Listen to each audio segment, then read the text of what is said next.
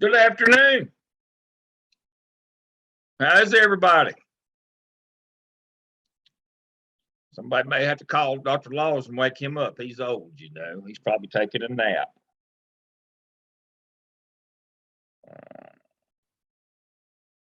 I was on the phone with him a while ago. I don't know where he's at.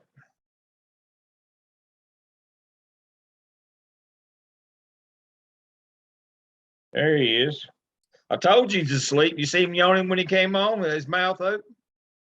I knew he was. Hey, nothing but heartache. Nothing but heartache. Hello, everybody. Welcome. Oh. Welcome. And do you realize that in 2 hours, just 2 more hours, you will be half through with my end of the class? How about that? Yay! 2 more hours. Yeah. The worst is yet to come, because then you have Dale. But for now, we're doing the principalship, and we're going to have a good time with it. So welcome, everybody. Anybody have any stories as we start tonight? Any story time?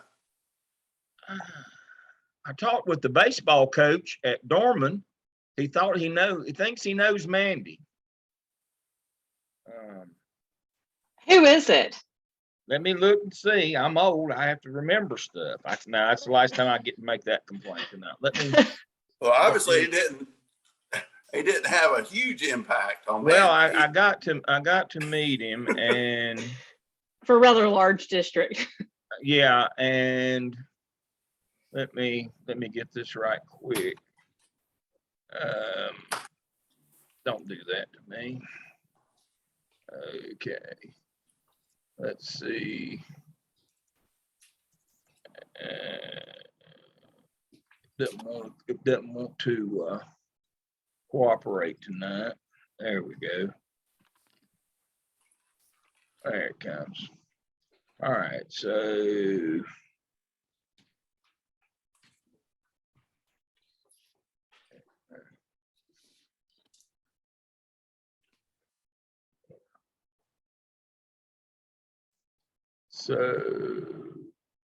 You want me to remind Dale that we're on a 2-hour limit here tonight? yeah, we're You know, I work with him. I try to get him to understand this. You know, now he wouldn't be doing this if this was his class. no, absolutely not. I'm just trying to save y'all in his class. Yeah. That's exactly right. That's exactly right. So no, I wouldn't be doing this. Y'all could be talking among yourselves while I'm doing this. Guilford, Spartanburg. No, they're on. Look at them. They're on the edge of their seats right now. I do have a celebration to share with you guys. Okay, Sarah. Thank you. Yes, no problem. I wanted to share with you all that I accepted this week to be the lead mentor at my building. So for those who don't know, I'm over all the BTs and how education is. That's a lot of people right now. And I know in the grand scheme of things, that may not sound like a lot, but it means a lot to me. For my first time in 6 years, it's the first time I have felt believed in by an administrator.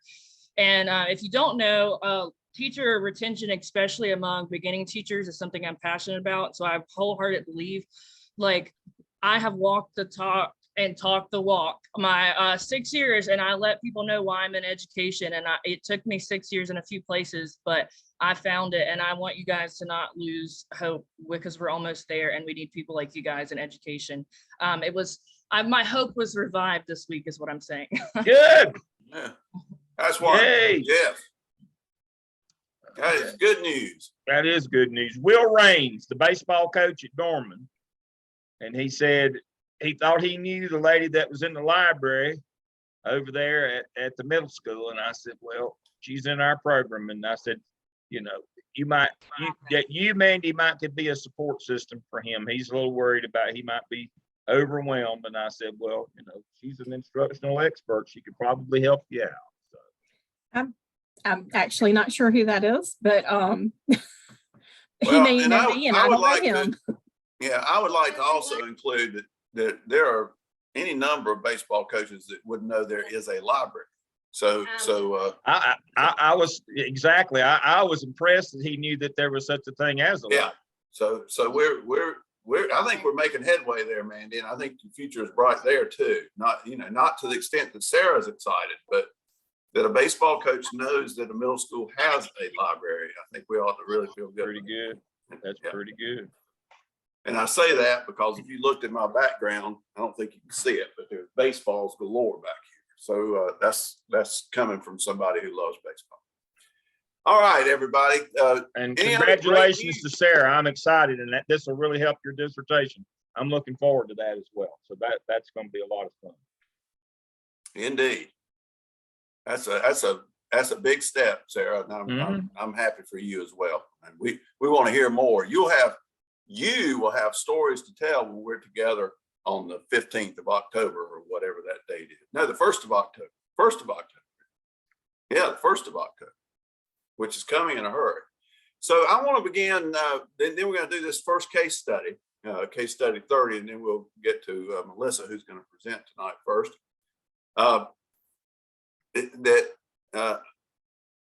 First of all, kudos to you all.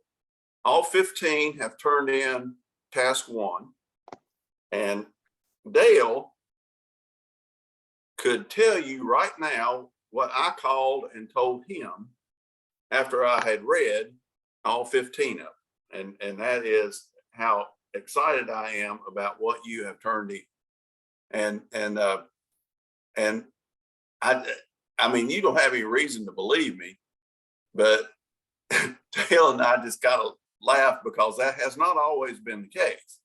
And so we are really excited about you folks and thankful that you're such gifted communicators, good writers, and you just did a terrific job with task 1.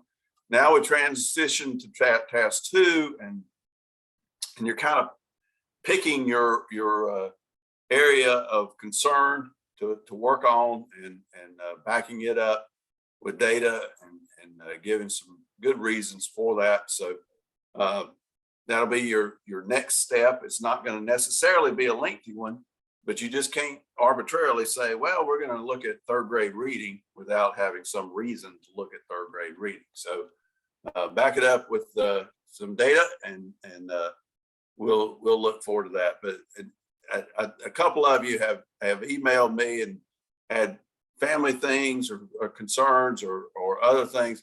The timelines, friends, are for you. They're not as much for me.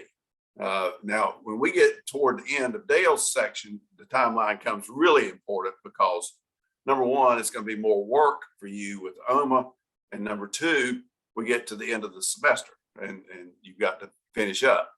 But if something comes up, just please notify me and we'll work through it. I hope you'll get it in on time for your benefit. But that's why we put the timelines in, particularly for the 601 class. So try to keep up with that. The idea is that when we're together on October 1st, that we will all hit submit and you will have 601 off your plate. And that will be a happy day for all of you. So, but if it doesn't happen, I'll continue. I'm not going anywhere. I'm going to be coming to your 603 section too, just to let you know which things Dale's saying that aren't true, and we will we'll enjoy our time together there. All right, let's look at the first case. This is case 30 that we did not get to last week. We ran out of time, and so I said we would do this tonight. And by the way, we want to remember Stephanie tonight and keep her in our prayers for a little procedure, or maybe it's not a little procedure. I don't know. It's none of my business, but she'll be going through tonight, and we want to remember Stephanie tonight as we go forward. And I know she's switching, and I think Jenny's doing hers tonight. So, but case 30, fire her. I'm going to the board. So you're one. This is a good political case. So if you turn page 377 in your book, you're one of 2 assistant principals in a urban junior high school. So they still do have some junior high schools around and about. 1,100 students, racially and ethnically mixed. And you've been with the district 4 years. And here's the key: you have just applied for a principalship. And so now a good many of the folk that are in the EDLS program have gone through the MELS program at Gardner Webb or otherwise, and they've been an assistant principal for a while. And any good assistant principal thinks she's ready for a principalship. That's one of the keys to being a principal, is to think you're ready. And so this person has been there a while and is applying for a principalship. And many of these people are are ready for principalship, and it's just got to be the right fit. But that's another story. So one of your current responsibilities is a supervision of instructional aides. And you can read it better than I can, but at any rate, you have just recommended the dismissal of an aide who assists with 7th grade alternative class for students with ADHD. Recommendations about employment have been sent out to all personnel during the past 2 weeks. The particular aide disputed your charges of incompetence and appealed to the principal. The principal rejected the appeal, citing the evidence that you have provided in the file. That evidence included reports of 3 occasions early in the school year when you met with the teacher to discuss the aide's weak attendance and insufficient handling of poor behavior on the part of a student. The teacher who was working with the aide was not of much help to you, and he himself has been recommended by the principal for transfer to another assignment next year. The aide is Anglo-female who has been with the district 4 years, but at your school just 1 year. Her previous evaluations have not been high, but no one has recommended termination before this year. Today, you were visited by a parent of one of the students in the alternative class. She is unhappy about the aide's termination notice.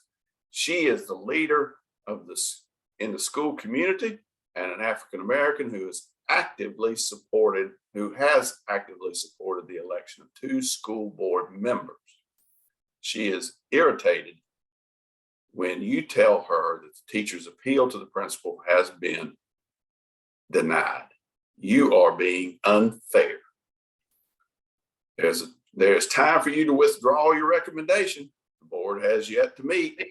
Your principal has indicated her support for whatever you decide to do.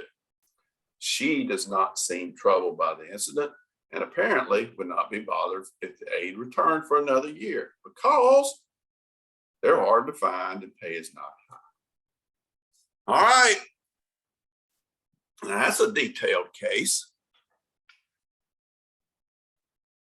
Unlike other things, whoever's presented the case has had to comment on it. You're going to say, well, then that means that you're going to comment on it, Steve, because you just presented the case. But that's not the case tonight. You are going to comment on it. So you're the assistant principal. What are you going to do? You're going to withdraw the recommendation?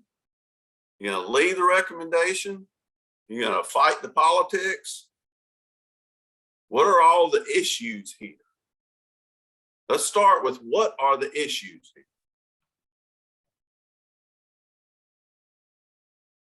All right, since you're all talking at once, LaCrista, what's name one issue?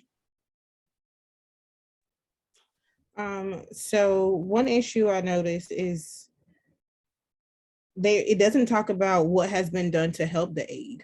Like they haven't said anything. They just said that about the evaluations, but it's not saying what have they done to help improve that aide's performance. And I think that should be considered if we're going to look at terminating somebody. All right, that's a good one. All right, Sarah, what's another issue?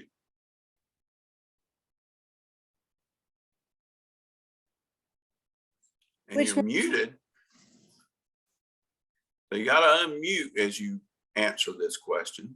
Sarah, oh, which one? That's a good question too. Sarah Rector. I'm sorry. Sarah Rector.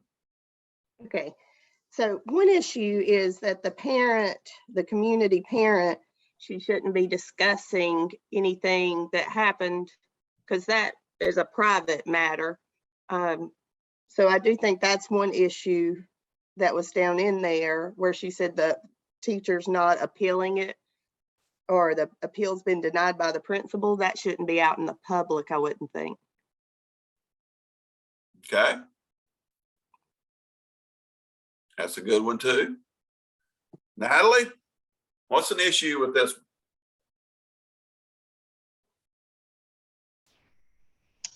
one? I guess the issue I'm looking at is why would you withdraw the recommendation? Her previous evaluations have not been high. So now we're leading up to this moment. I guess the question would be what supports have been put into place to support her. And if there were supports, then she's had time. Okay. We don't know that there have been supports, but we don't know that there haven't been supports. We were kind of left. That's excellent. You can't.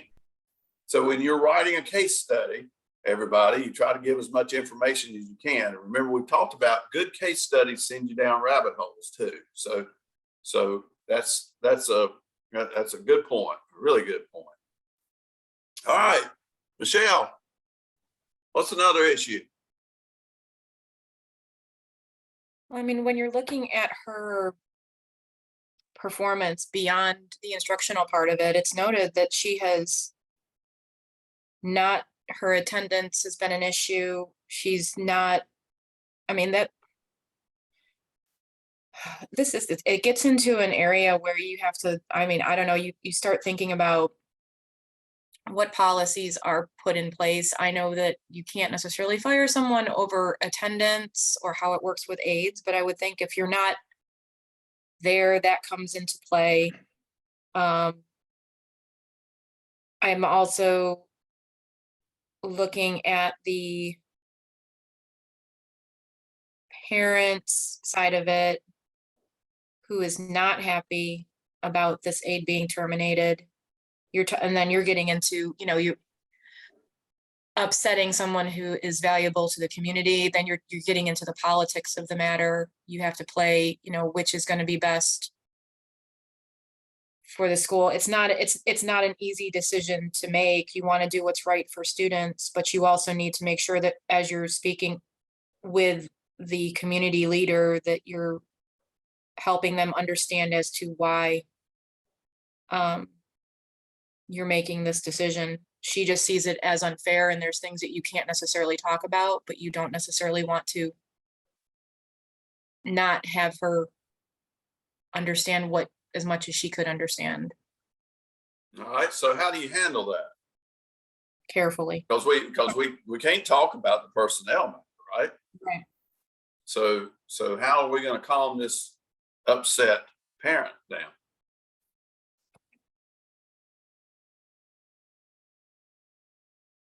That's that fine line that you walk. As a teacher, I mean, you learn how to go into that gray area. You learn how to work with people to have them understand your side of things without revealing too much, even when you have problems in the classroom. So I'm not exactly sure how I would handle this. I've been in a similar situation where I had to role play something like this, and I did it really poorly. So I'm just gonna let that go. Okay, well, it's great to let it go, but we're not gonna let you let it go too much. Oh, I'm not letting the situation go. I just don't know where to go anymore. Yeah. Okay, Shantae, who's the weakling in this thing? Is it the TA? Is it the teacher? Is it the parent? Is it the principal? Is it the assistant principal? Who's the weakling in this thing? Well, I thought it was interesting that the teacher who was working with the aide was not much of a help to the principal and was recommended by the principal for a transfer to another assignment next year. So when I reread that, did they already know that they wanted to move the aide, or like does the teacher exemplify characteristics that the aide does? Because why does the teacher not help me as a principal when you're working with this person side by side every day? All right, so but this is the assistant principal, not the principal. Yes, but why doesn't the teacher know? Like, you work with this aide. Okay, so the principal, and so the teacher is the number one weakling in this story. I In think your the opinion. teacher knows more about the aide than probably anybody else in the building. Like, that's the person's, side by side every day. So that teacher knows. I would assume the teacher should have been the person that would help me the most. All right, Mandy.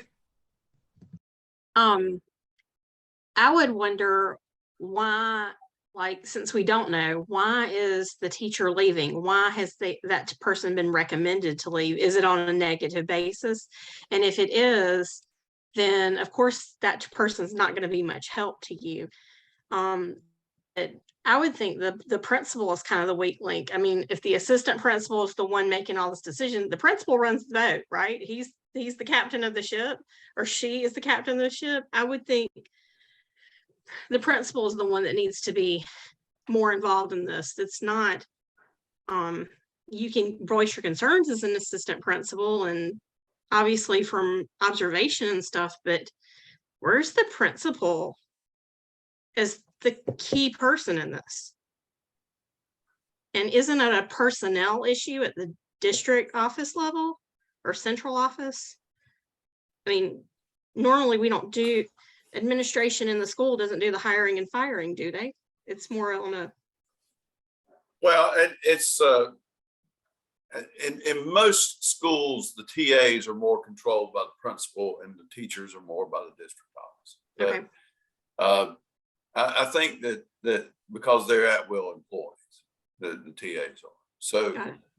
so but I appreciate that you, threw the principal under the bus. So what about the parent?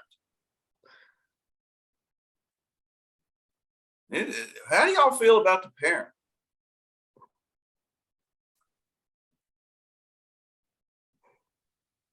As someone who just left a school that was ran a lot by the parents, that kind of smells really bad to me, because it gives me the assumption that maybe parents do this and get away with it. And once again, linking back to the principal overall just not having a backbone, because it really bothered me when it says the principal is going to support the AP, but also they would be okay with having the person come back. That doesn't add up to me.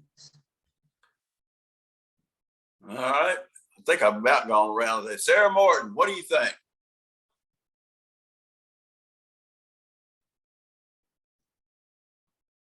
Well, just reading it again and looking at why they want to terminate her, those really aren't good reasons to recommend termination. We have somebody that works, I won't say where, but within our school, always late, almost every day, still works there. It's been 4 years. And then handling poor behavior for the student. So I don't know if I would follow up and say, yes, I'm going to go ahead and do this anyway and be pigheaded about it because I made that recommendation. I think I would probably back off because I've kind of made it known now and let the principal kind of take the lead on it. And if they do, they do. And if they don't, it's kind of on them because it's really not on me. I'm the assistant principal. Okay. Lisa, what do you think?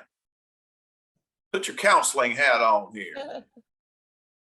I agree with Mandy, what Mandy had to say about the principal. I saw the principal as, I guess, the weak link. It kind of bothered me that he or she was kind of flaky, didn't really have a solid stance on what was going on. And it left me wondering, wow, just really how much support does this person have? Because it clearly says that it wouldn't bother the principal if the employee returns. So if things really got, I don't know, things really got bad, I'm just wondering how much support would this person have? The principal just seems a little flaky to me. I just think they should have a stronger, should be a stronger support than what's indicated here. All right. Jessica, what do you think? Well, like one of my classmates just said, she said there's somebody at her job that, they do this every day. They come in late, and I'm wondering if there's a different way to handle it, that the teacher is going to get transferred to another position. And is there a record of it? Because it didn't say that it just, how many times did it happen? Has it been happening all year? Can the assistant be transferred to another school? I don't really see the severity of it. It seems like the only person in this situation that wants the assistant gone is this assistant principal. All right. It is severe enough if that's the case. It's pretty severe to cut somebody out. Now you need to remember this case was written before COVID, so I understand that personnel are hard to find, although this is in probably a behavior class, and those people are hard to find. So we have all of these things stacking up. So here's the question, and then we're going to start wrapping it up. I got to figure out how I'm going to do this. How many of you would stick to your guns as the assistant principal and terminate the AP? I mean, not the AP, to terminate the assistant. So there's documentation, apparently, Dr. Laws, like apparently you have all the documentation you need. Yep. Okay. She's got documentation. What? Yeah. I guess if Natalie's going to fire her. Michelle's going to fire her. If I have a good Elena's going to fire her. Lisa's going to fire her. I'm saying it's a her, maybe a him, the TA. Jessica's going to fire. All right. How many of you would pull back and say, wait a minute, I'm taking this bullet and I shouldn't be? Sarah and Morton, Sarah Sellers, Elaine, Sarah Rector, Shantae, Melissa, Mandy. Melissa, I'll let you off on this one because you're the first one to present. Otherwise, I would have come after you too. No, I'm just kidding. All right, so more of you would have pulled back and not terminated. All right, so let's look at some of the issues here, because this is my favorite case. Now, Dale's got a couple others I think he likes more, but this is my favorite case. Number one, let's talk about the principal. The principal is spineless, absolutely spineless. And all of you should have absolutely slammed the principal. Number two, you've got a parent who's coming in and trying to play politics with you. If you back off, then that parent at the least is going to tell all other people, you can play the political game with this person because she's going to cave. So your ability to say no just went out the window. Number three, you want to be a principal.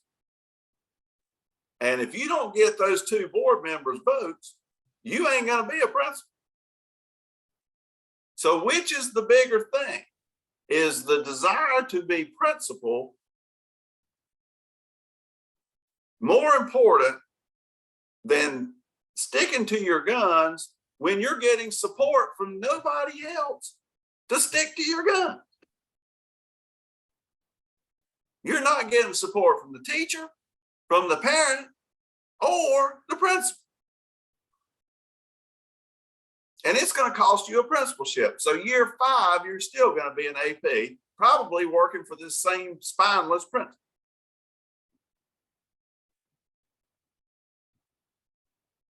This is just piling on, isn't it? It's just time after time after time, you got to decide, okay, what's it worth to me? And more importantly, what's it worth to this school? The teacher we know is weak and is leaving. So you can almost say, okay, I can wash my hands of that. The principal is going to have to deal with whoever comes back the next year. So is it worth you costing yourself a potential principalship to remove a person from a principal who doesn't care whether you remove them or not? But if you back down, this parent's going to tell the world. So with that, let's vote again. How many of you would terminate the teacher assistant? I got to count them here, Dale, help me. Sarah's going to terminate. Michelle's going to terminate. Natalie, Elena, nobody's changing their votes. 5, 6, Lisa. 6 are terminating. How many of you are going to back down and say, okay, I'm going to withdraw the termination? Sarah, Eileen, Director, Mandy, Shantae. Oh, we got a couple that haven't voted. Crystal. All right, Melissa, you got to vote. Which way did you go? You're going to break the tie. It's 6-6. But I feel some type of way about that, Dr. Laws, because first of all, can the AP make that decision on their own? At this school, yes. Well, and in many schools, the AP is the hiring manager for teacher assistant. And that's considered ethical? Yeah. I don't know. Look, she's already muted. She didn't even say which way she's going. Melissa, I'm going to put you on probation here in a minute. Show your hand. Which way? This is really hard. So you're asking us to put our wishes to be a future principal up against whether this person loses their livelihood. Yes. And you want me to vote for that? Yeah. Because it's welcome to school-based administration. Whew. This is not for the weak. I'm sorry. I'm just gonna have to stick with my original answer. Which is? I'm just gonna back down, which is probably the wrong answer. You're gonna back down and put your career in front of everything. No. And by the way, you're not guaranteed a principalship. But I'm not guaranteed one if I fire her either. That's true. Okay. Here's the thing, everybody. And then Dale will tell you his experiences as being a principal. First of all, if Dale or I, either one, hear any of you say, I'm going to help them find another school to work, we will haunt you forever. Forever. If they're bad, fire them. Period. And don't transfer a problem to somebody else. You see what the principal's doing? Is teacher's bad, and the principal's saying we're going to put them in another position somewhere. That's why we struggle. The whole problem with tenure is not tenure. It's that we don't evaluate teachers the way we should to help them improve or help them out the door. Tenure's not bad. It's that we don't know how to handle it. So there is no tenure for teacher assistants. So if they're bad, help them out the door. That said, they're hard to find for this kind of job, and you have received no backing from the teacher who supervises the TA or the principal who ultimately is responsible for the school.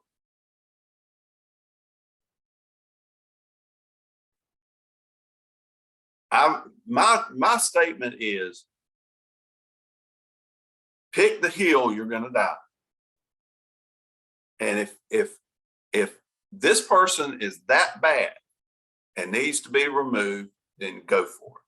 We don't have that kind of data. You said, some of you, we don't know how many times she's been observed. We don't know what things she's been offered to improve the performance. I'm saying she, could be a he, probably is in a behavior class or could well be. We don't know those things. You couldn't get all the detail in that. But this is a tremendous case study of all the components that come into play for you as an assistant principal in trying to figure out which hill you're going to die on. And the principal also will ultimately have to do that many, many times, more times than the assistant principal. So it is a tough thing, but I will tell you this. A lot of us are hard-headed enough that no parent is going to come in and threaten me with playing politics. A lot of us are that hard-headed. But the downside to that is, if this person has the clout that's in this case study, it may well cost you a principalship. So it's a tough one. Dale, what do you think? Don't give the job away before you get it. If you back down now and you let this parent run you like this, you'll be run your whole career. I mean, this is your defining moment. Are you going to stand your ground as a school administrator, or are you going to let somebody run over top of you? It's real simple. And so you let the person go on their merit, whether they did their job or not because some wingnut comes in and starts, having ex parte conversations outside the law with you. You can't engage in this conversation. Personnel law is very clear. You can't be talking to this parent about somebody's job performance or their job. You just, and that's what you respond and you move them on out. But the bigger issue is, if you're gonna cave to this kind of pressure, you've given the job away before you've ever gotten it. You will never be happy in it. You'll never be effective in it. And if this causes you to have to wait or do something else, it's better to be able to do the job once you get it than to give it away before you get it and not be effective in it. Because you won't last long. If this is your MO, every time somebody comes in and pitches a fit, then you won't last in the job anyway. You better find something else to do.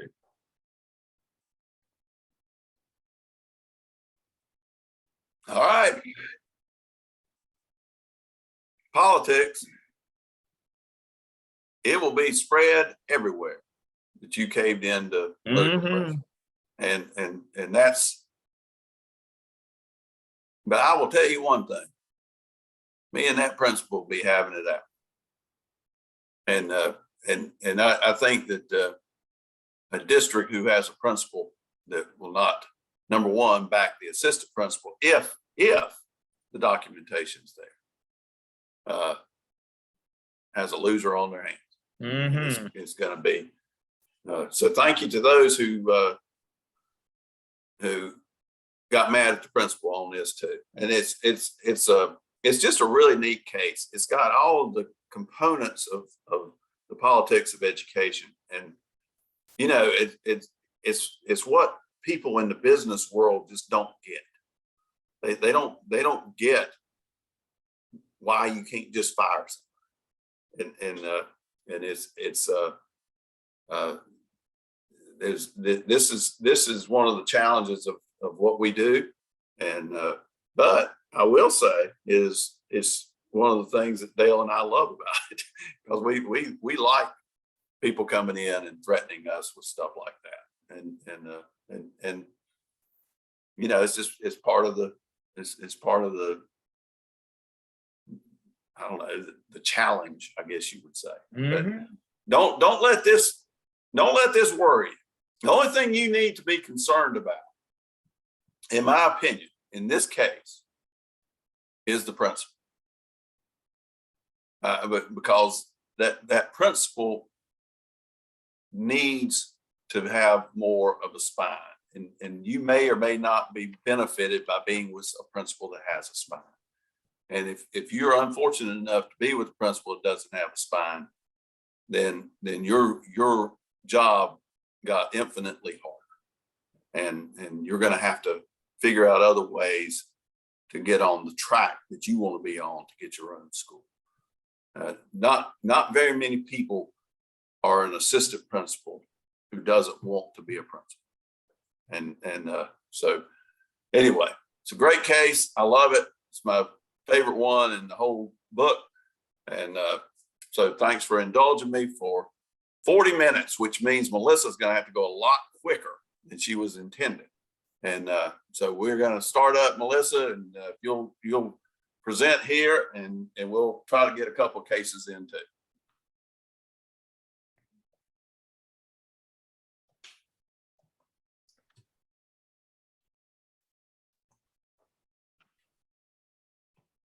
One second.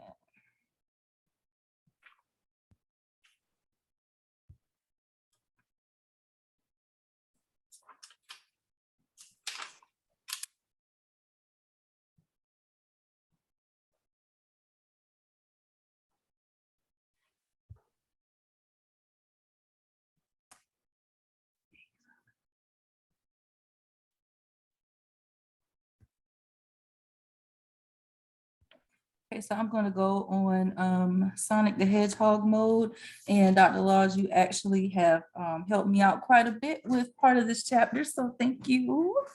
So this is the chapter about how you get the teachers in there, what you do with them when they're in there, and how you get rid of them if they're not doing what they're supposed to do. So this is, we have two different visuals here. And the first one on the left indicates central office being at the top, making all of the decisions. And it's like that top-down approach where they kind of make all the decisions, and then the principal is like the gatekeeper, and then they pass on everything else to the workers. The next one is where the central office serves as a support role, and the local school serves as the decision makers. So you have to determine your staff needs. What teachers do you need in the building? What vacancies do you need to fill? Do you have teachers in the building who could teach other grade levels or other content areas? Can you make those moves within the school? Can you add more students to classes? That's kind of what they're talking about here. They said to look at it as like making chess moves. And that's kind of what it feels like being a part of these conversations at the end of the year when principals are trying to decide who's going to teach what grade level. It's kind of interesting listening to their rationale for moving certain teachers to different grade levels. I did a paper copy. I'm old school, sorry. That's what you hear in the background.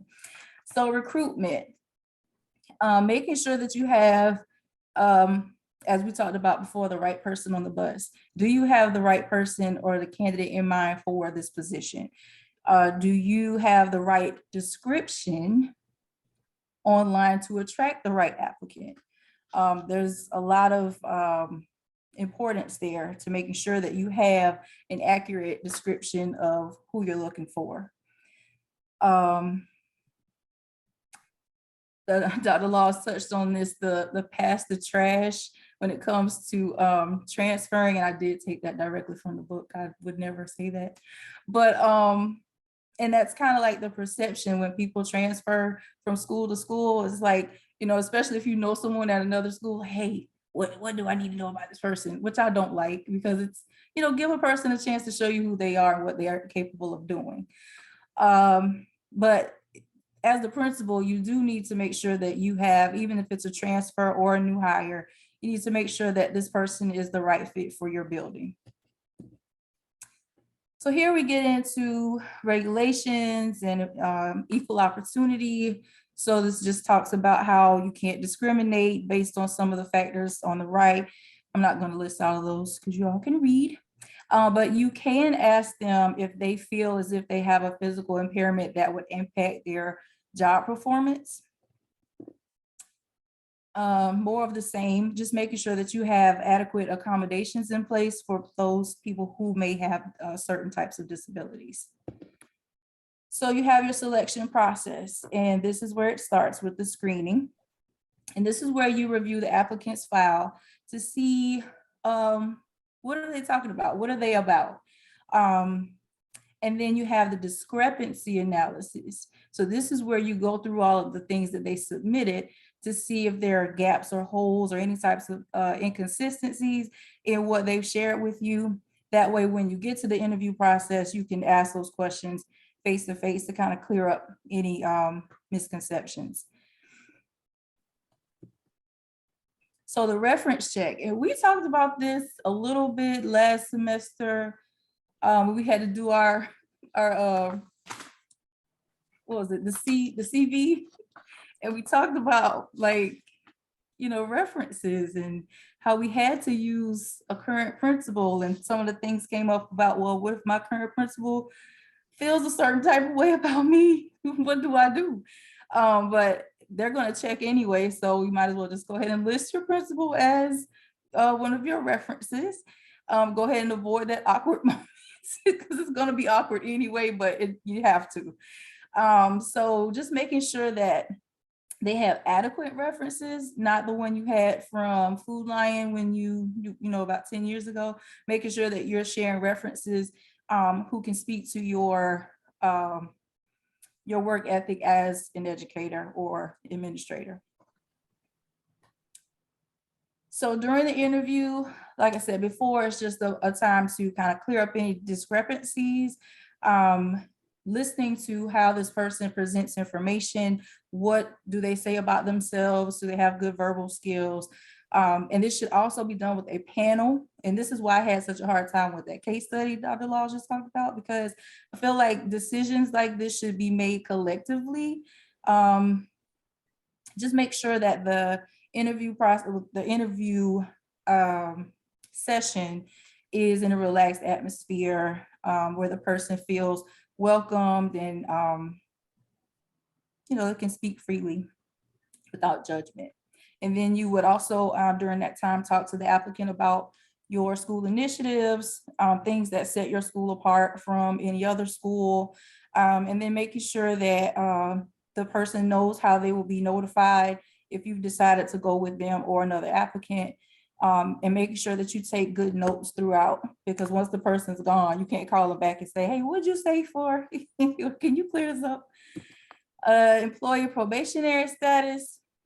So between the first 1 to 3 years is usually the probationary period. And it is assumed that this person will return because it will be an automatic renewal of the contract at on April 15th. And so if that is not the case, then you need to make sure that you have had correspondence with this teacher. So this is where, much like one of the Sarahs, I don't know her last name right now, but she talked about being passionate about teacher retention. And I think this is one of the biggest reasons why teachers leave within the first 3 years, because they don't feel supported in a lot of scenarios, not all situations, but we need to have adequate supports in place for these teachers.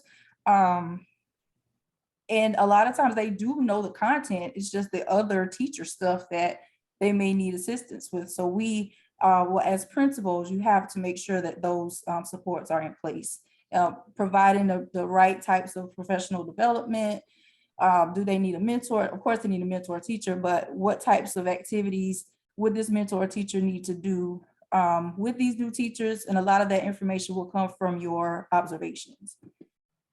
So we touched on teacher tenure a little bit earlier. And it's just saying that basically you're not guaranteed a position. It's just saying that you will be guaranteed due process if termination is on the table. And those are three of the reasons someone would be considered for termination. So involuntary termination, this just discusses how a bad teacher can be terminated through due process. And if the person is not terminated, it is usually because the school didn't do what they were supposed to do in terms of record keeping,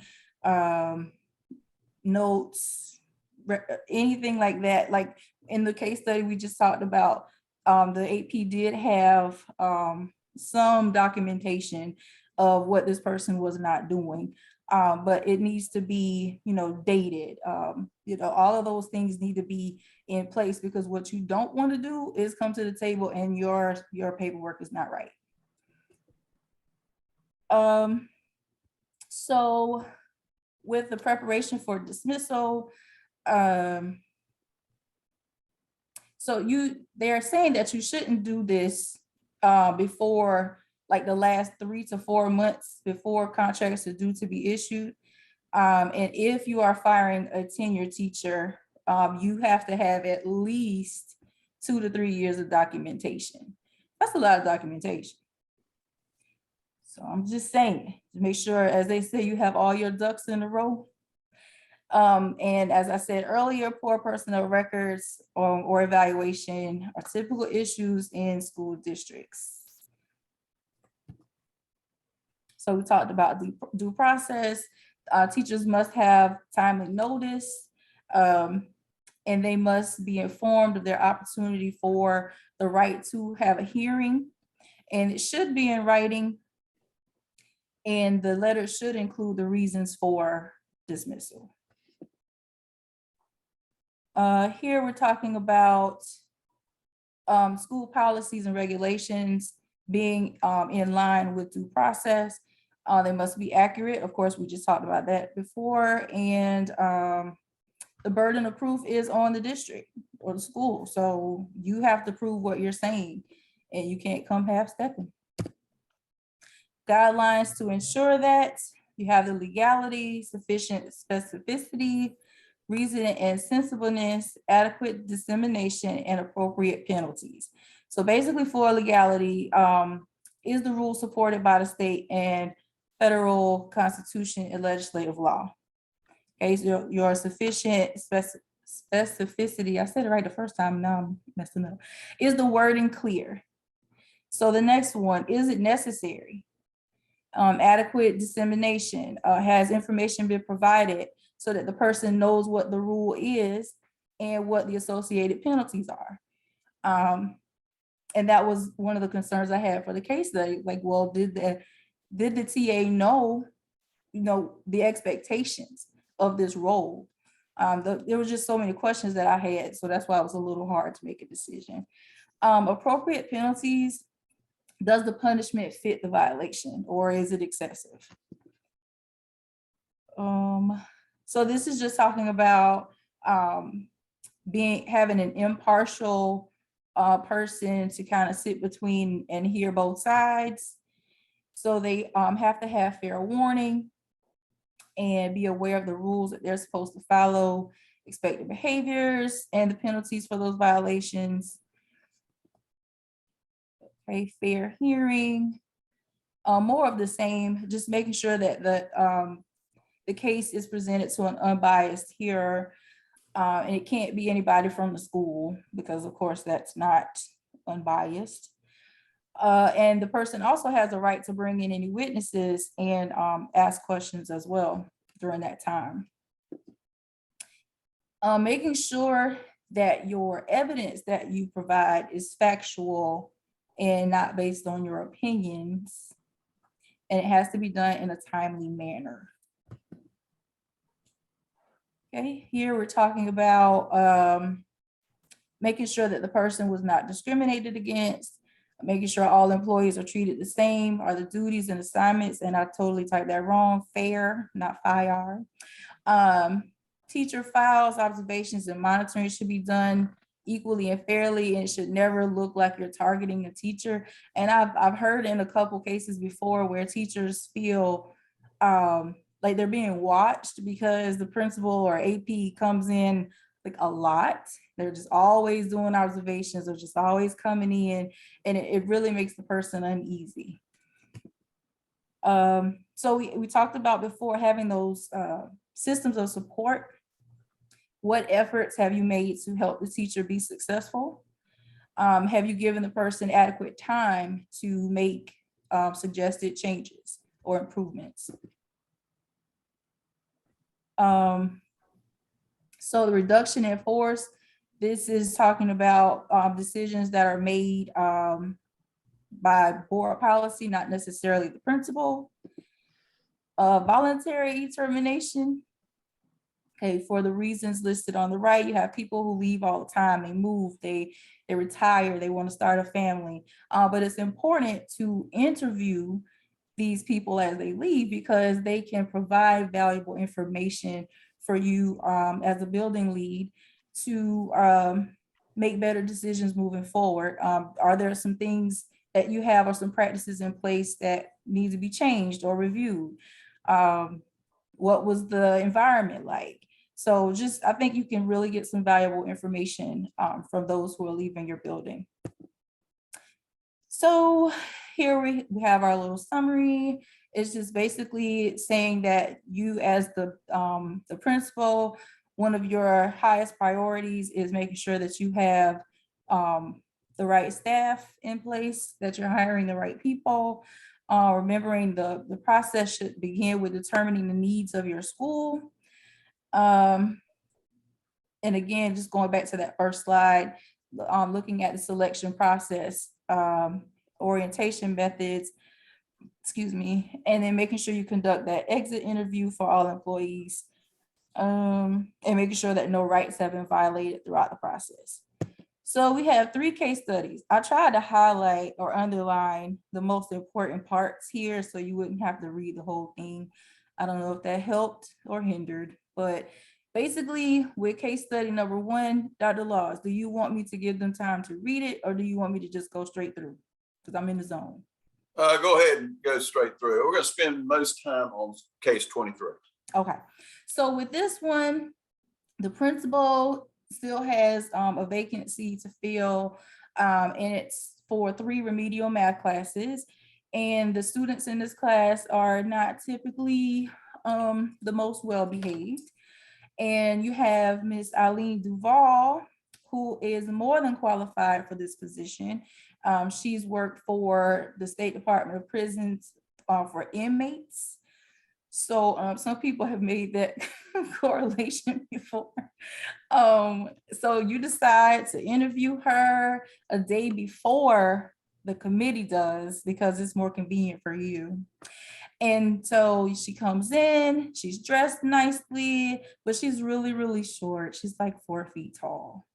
And as I said, she's well qualified. She's trained to be a public school teacher, but she just couldn't get a job in a public school setting. But right now, she's tired of that prison lifestyle and she wants to be in a school setting. They have other applicants, but they just aren't as qualified as Ms. Duvall. And so what do you do knowing that she is going to be assigned as they deemed the worst students in the school? And a lot of these students have already been in alternative settings before. So what do you do? All right, so the question here is there ever a time where someone's appearance or otherwise can impact your decision to hire that person?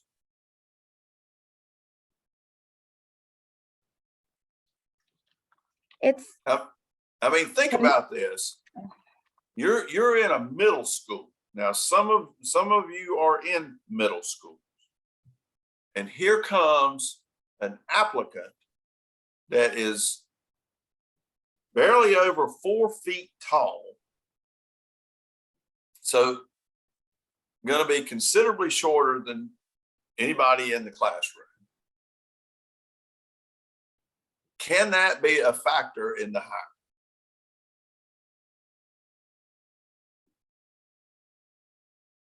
Well, I'm thinking Is she naturally. physically capable of doing the job? No.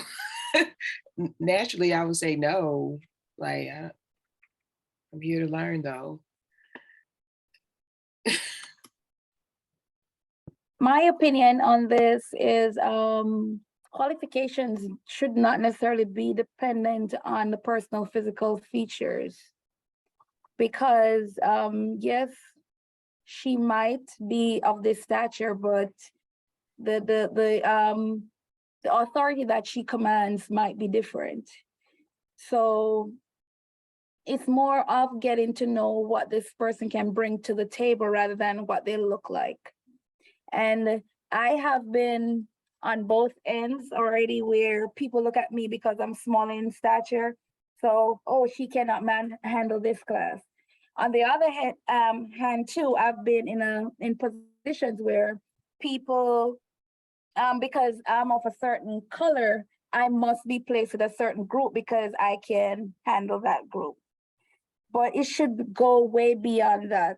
It should go way, to the point where you are looking at what this person brings to the table rather than just physical features or. I mean, the woman worked in a prison. So, I mean, that should count for something. I'm just saying. But apparently it hasn't. What do you Isn't mean? that part of this case, is that she has tried other times to get a job? Oh, yeah. The downside to that though, because I was looking into that, the downside to that is not because you have worked with people in a correctional service facility, that does not necessarily mean that you can handle kids. Because it's, even though you're dealing with correction, it's 2 different zones, 2 different areas. So that can be tricky too. How did she deal with that age group, that level, in comparison to how she's gonna deal with this level, this age group? Because it's not everything you can carry over, because it's still a school, it's not a correctional facility that she's coming to. All right, so I'm telling you, we could spend all night on these case studies, and so I want to point out one other thing. So if you look at the second paragraph that Melissa's offered us here, it says she has not yet met with your faculty selection committee, but you have some time cleared on your calendar today and decide to interview her a day or so before the committee.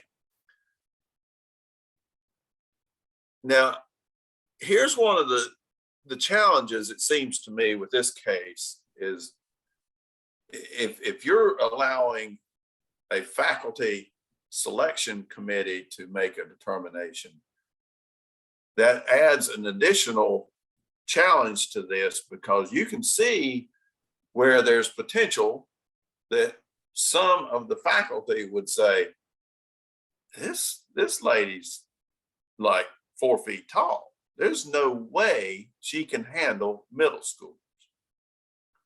And this lady, as was just noted, is accustomed to working with incarcerated people. These are adolescents. How does this come into play?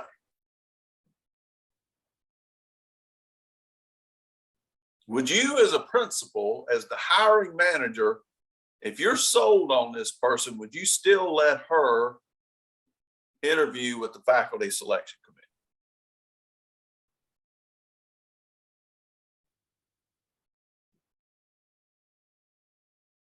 If she can teach the math and deliver the instruction as a principal, I'll make sure if I'm, which I wouldn't be concerned about her physical stature, that if I did or if I was, that I would make sure she's okay. Like I would back her. The fact that I just think it's rude that people even look at stuff like that. But I'm not surprised. However, if she can deliver the instructions about the kids, I'm not worried about her being able to hold her own, and I'm gonna have her back. So, or have people in place that will. But I want these kids to get this in math instruction.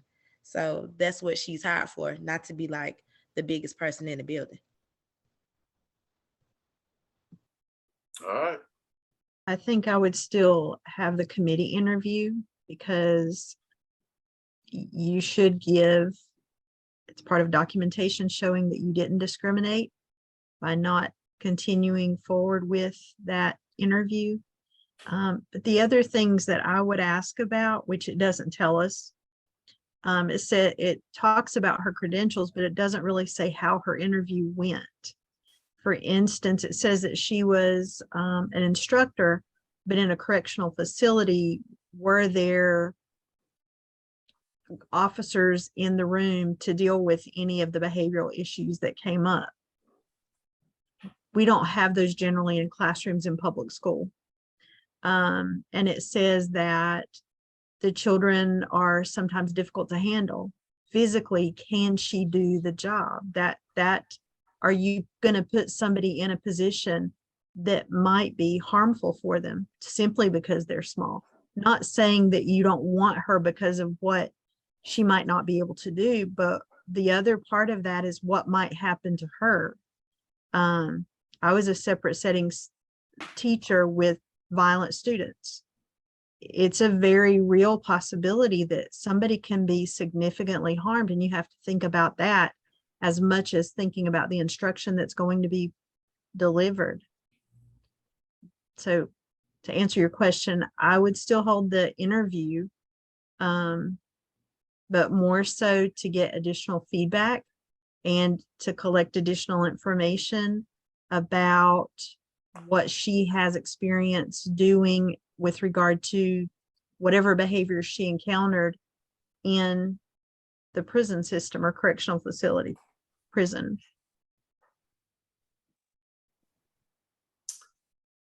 You get the gold ring tonight. That's an excellent answer. You cannot circumvent the committee. If we're going to be consistent with this, you're going to have to do the same protocols all the way through. So that is an important piece of this.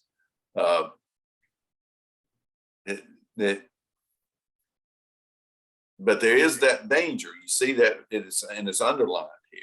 You decide to interview a day or so before the committee does because of convenience. So this whole protocol needs to be, what if Ms. Duvall does not get the job and you didn't do the same protocol for Ms. Duvall as you did somebody else? And does she have grounds for being not selected and filing a lawsuit with that? I'm just reminded of a number of things that I think I mentioned to y'all before. I've been on this judging of the beginning teacher of the year competition, and year before last, the winner of it was this small in stature 23-year-old girl who taught English in an alternative school, and it just amazed me and obviously the remaining judges of how, to a person, whether it was the principal, the community, the students, they just talked about how she controlled that classroom. So we are, it's easy to make judgment based on appearance, but there are ways to try to figure out the effectiveness of people to the best we can in interview settings. And that's the key for this one. We could talk about this for a long time. I think that whether we all want to admit it, and hopefully you're all really good at not letting it come into play, we do make judgments on appearance. I mean, that's what we're, we're human, and so we could look at Dale and Steve and say, well, those are two pretty big guys, and so do we need pretty big guys to do this job? And we're making a mistake if we're judging people just on their size, and that's the key to this case. All right, I want us to touch on case 23 real quick. So will you skip to that one, please, Melissa? All right. So you're the principal. It's April. You just completed interviewing teachers for positions next fall. The committee has rated the candidates either 4 or 5 on a list of persons with whom they would be happy to be colleagues. You will have only 1 vacancy for a 5th grade spot, for which 3 individuals are qualified. 2 of these have received ratings of 4s and 5s. The 3rd candidate has received a rating of 5 from all teachers. The best choice to you is a young single mother with 2 children, elementary school age. This is also the person that the teachers have rated most highly. The teacher has her children enrolled in a school sponsored by a fundamentalist church, and she is unwilling to transfer these children to Whistler or any other public school in the district. You learned that other administrators and teachers have grave reservations about the quality of the school to which the applicant sends her children. There is also a general expectation in the community that teachers and administrators should have their own children enrolled in the local public schools. So you must make your staffing recommendations to the central office by the end of the week, and it is now Tuesday. All right, so let's just get down to it here, because we're going to need to move on to the next 2 presenters.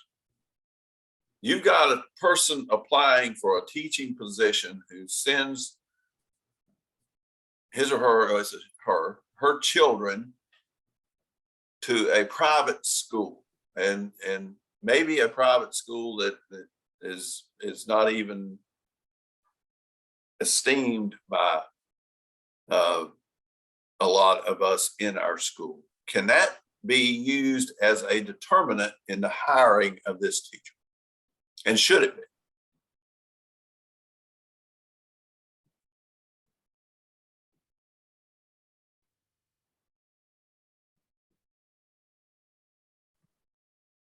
I would just say no, it shouldn't on here be a determinant, because what they decide to do with their children, we have people all across the district that work for the public, but put them in the charter schools, the private Christian schools in the area, and whether mainly more so the charters, if we agree or disagree with how they teach it, hopefully we can sway her to bring her children at a later date once she sees the great curriculum we offer. But no, I would hire if that's the top choice. Anybody think differently?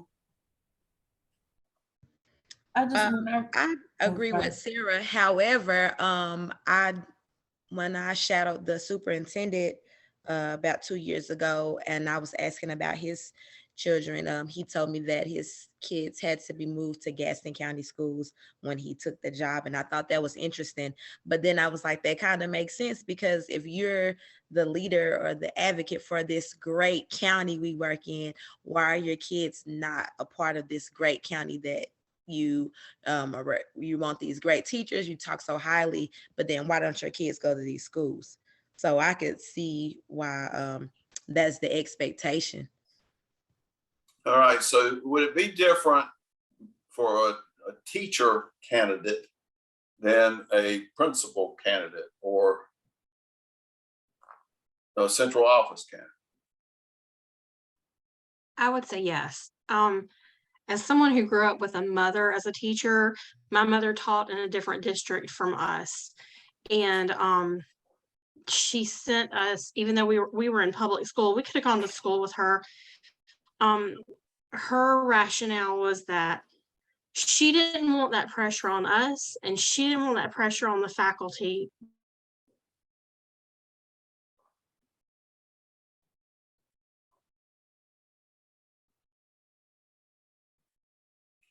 Yet I have friends who have taught their own children in classes and stuff.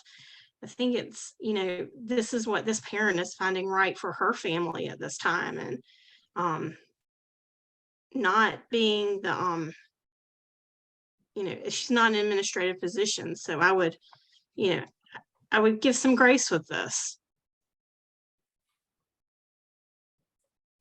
All right, so I'm just curious on this. Go ahead and take that down, Melissa, and as I ask this question, we'll move on to Sarah and let her be loading hers. So one of the interesting things that happened in my career was that I had, as a superintendent, I had an employee to apply for a central office position for which this person was qualified. And it was a pretty, well, hopefully all the central office positions are important, but this would have been a rather spotlighted central office position. And this person sent their children to a private Christian school. Now, I want to know what y'all's thinking is on should I have still considered that person for the position, and should I have hired that person if they were the most, quote, qualified for it, knowing that they did not choose to send their children to our school system.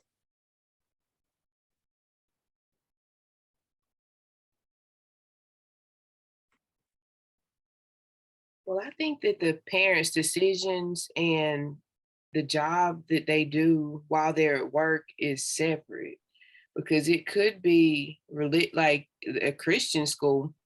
What if it's at their church?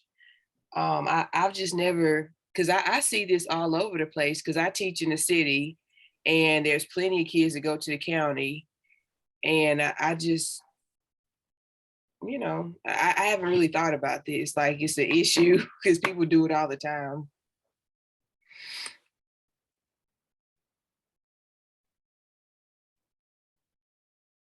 Any other thoughts? The fact that the teacher had the child there prior to the job, that should not be the determining factor of her getting the job or not. If somewhere along the line on the job, her family life now becomes her work life where there's an overlap, that's when those conversations starts to happen. But right, so, and I agree. So, but let's take it up a notch, if you will, and talk about a person in a leadership role in your district.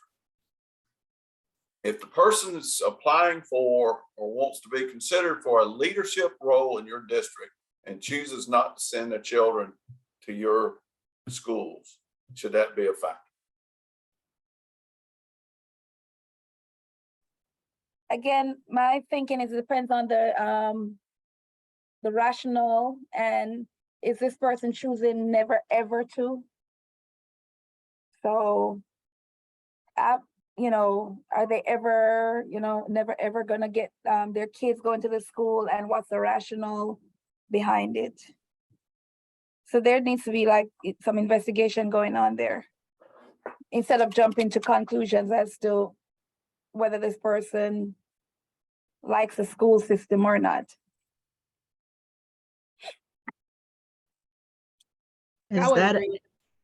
Is that criteria for employment? Is that board policy? That would be my question, is Well, Is that- it would not be board policy, except for the No. superintendent, except for Yeah. the superintendent. But it would not be board policy because they don't want to get sued. Mhm. That said, if you are the decision maker, I want to know how you can go out in your community knowing that a person in a leadership position doesn't think your school system is good enough for their children.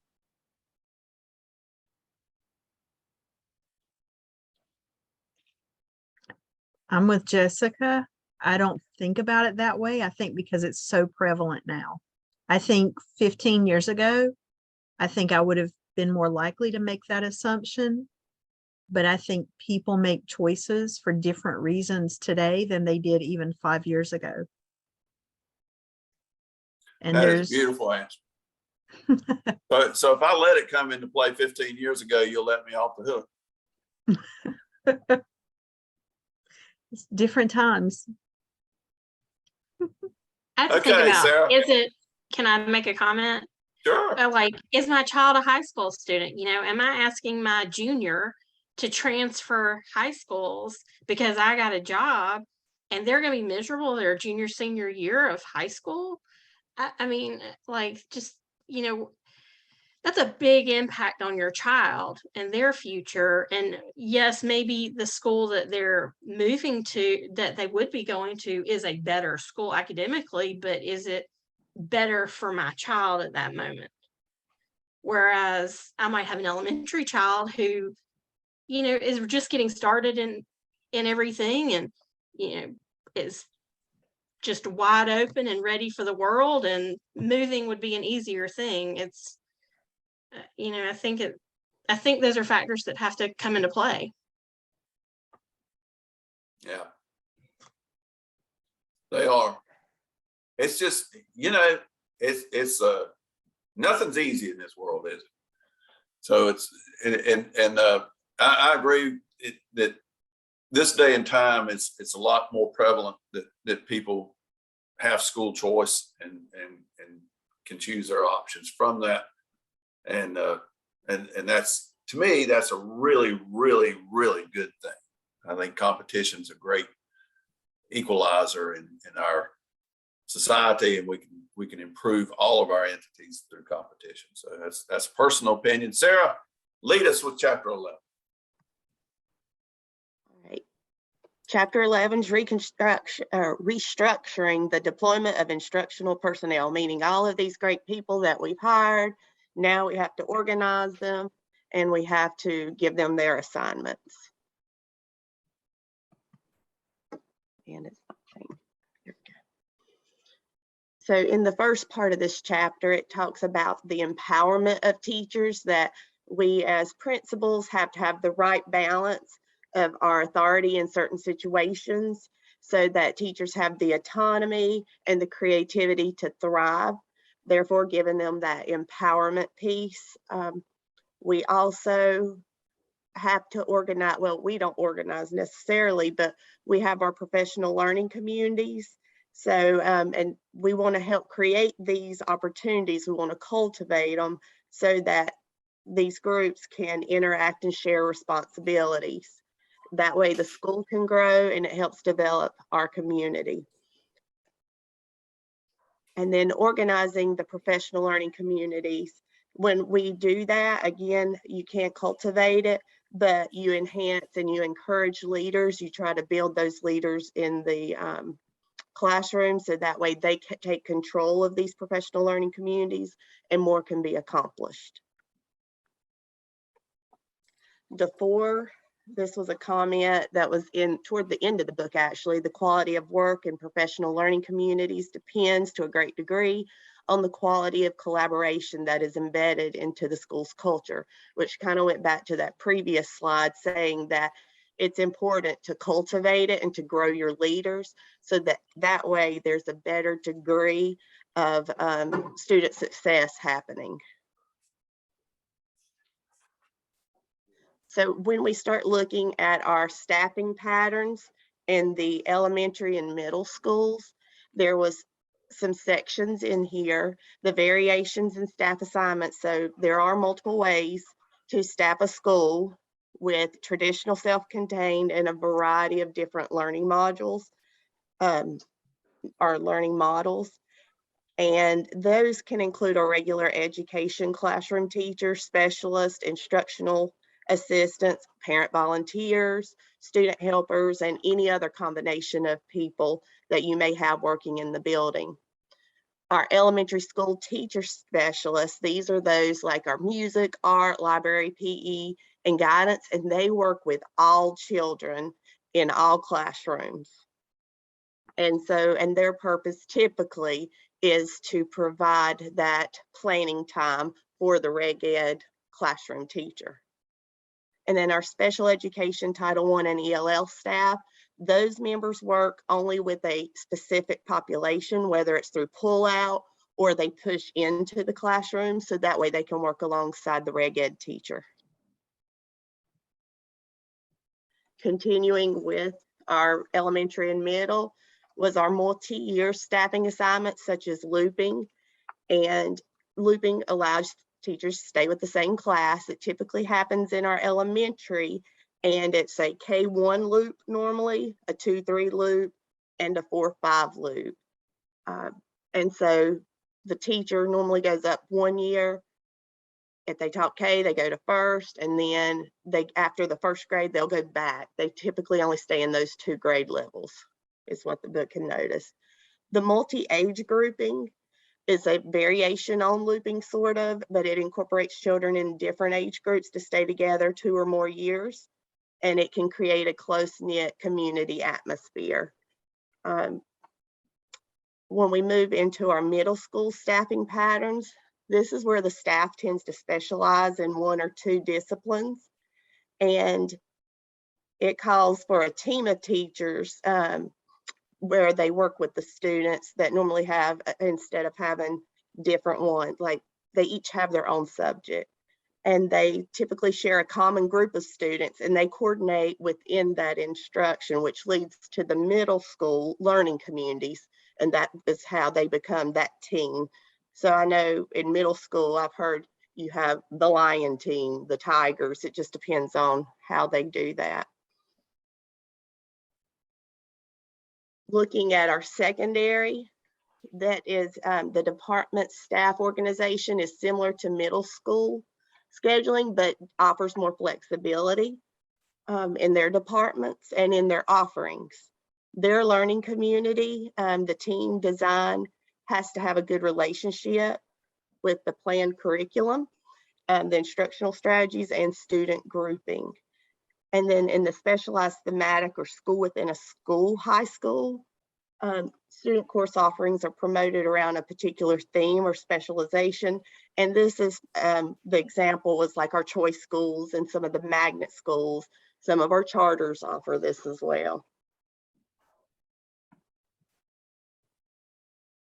So for the learning community planning, this is where you have to have effective use of planning time to enhance the focus on the purpose of the meeting.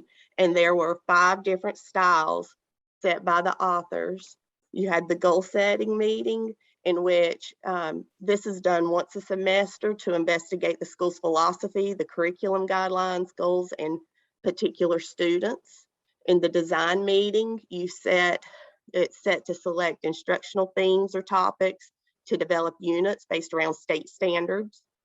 For the grouping or scheduling meeting, this is to outline activities and define instructional plans, organize student groups, and conduct weekly or daily schedules.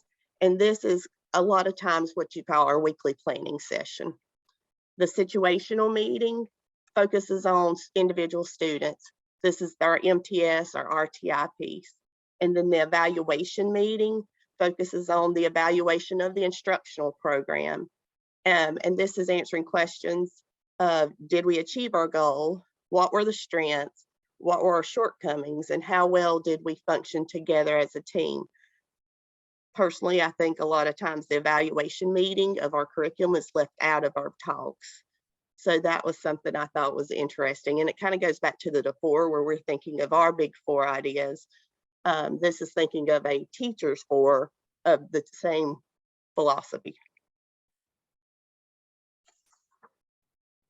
So the entire school should be one large PLC. That's what this next part goes into, the professional learning community. It should be based around common values, beliefs, vision, and goals. This is where that opening quote from before that I read, this is actually where it comes into the chapter toward the end of it.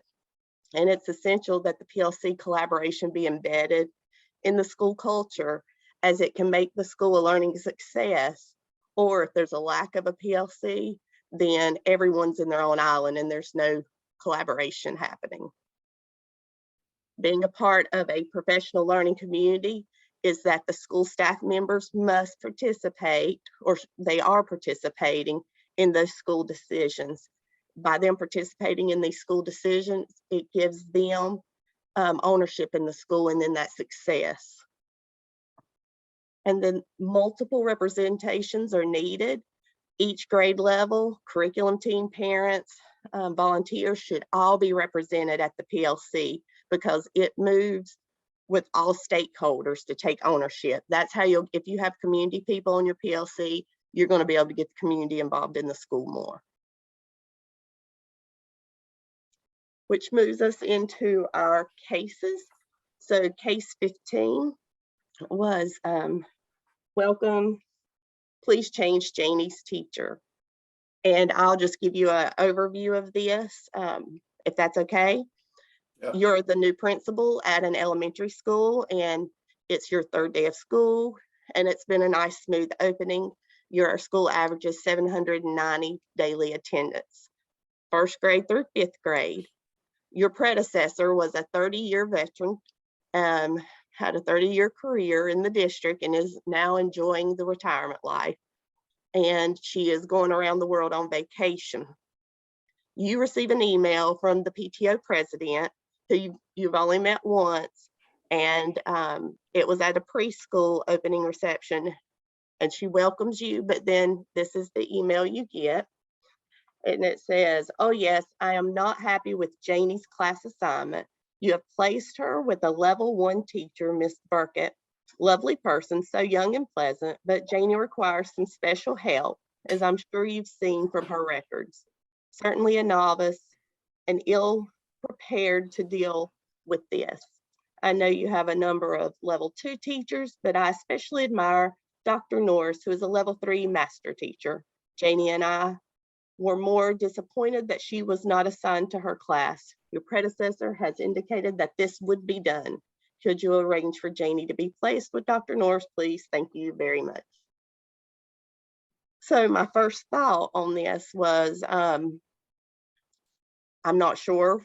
Hopefully there's records. I can go to my financial secretary that the previous person did say this, because I don't want to rock the boat with my PTO president here. But I do need to know if there's documentation that she promised this.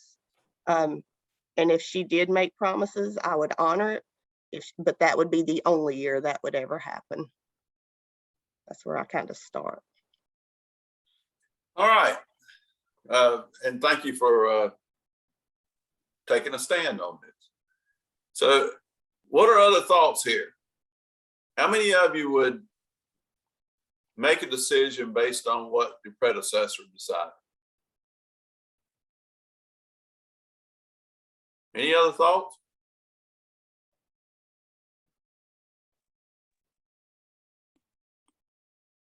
I'm not honoring request because I'm confident in my teaching staff, and for you to say that that person is level 1 because it's a young, lovely person, but I'm not honoring requests. But like Sarah said, if the previous person did say that and it's on record, like I can physically see it, then that's the only way that I would honor it.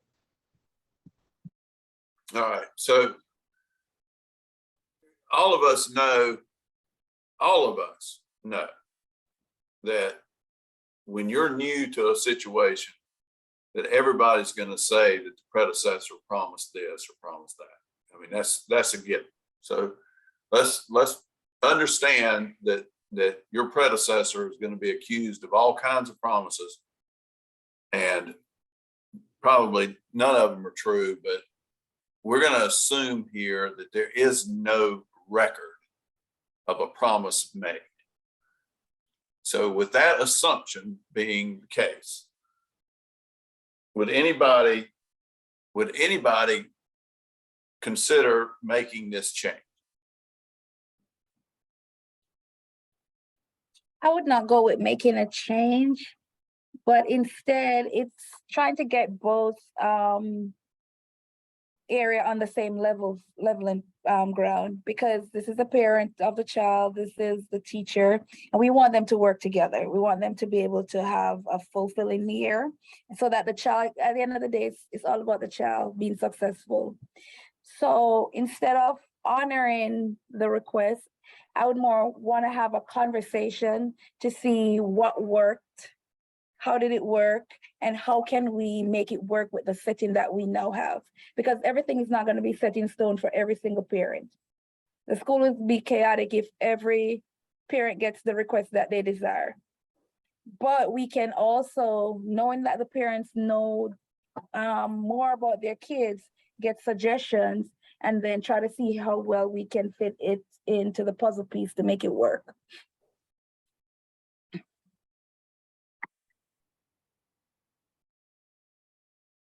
Okay. Is anybody that would, I'm not saying make the change, but really dive into looking at making the change, or would the majority of you say, you know, I'm gonna bring parent and teacher, this level 1 teacher, together and try to make it work, and you know, but there is no way I'm making this change. I mean, are we entrenched that we're not going to make the change? I think it depends on what culture has been developed at that school, and if parent preference and request are things that are ingrained in the culture. And if so, as a new person coming on board, you're going to have to figure out whether you're going to fall on the sword or if you're going to stand up and swing your sword. And it's not easy if it's cultural. And I would add, even on the reverse side, if the culture has been that the parents make the decisions, you have to think about your staff. If you're confident in your staff, knowing that they have the capabilities, then you need to support your staff, which also sets up a culture.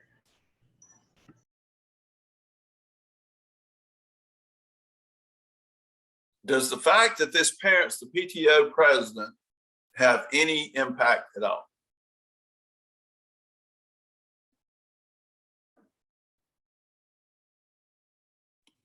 No, because if you do it for this parent, I think Feline said, you know, it could be like a chaotic situation. If you do it for one, then, you know, the word's going to get around and it's going to be a mess.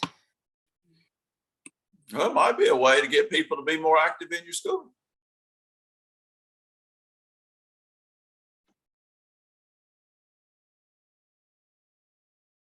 And if you want to get the principal to do something, you're going to have to be very active with PTO. That'd be a good thing, wouldn't it?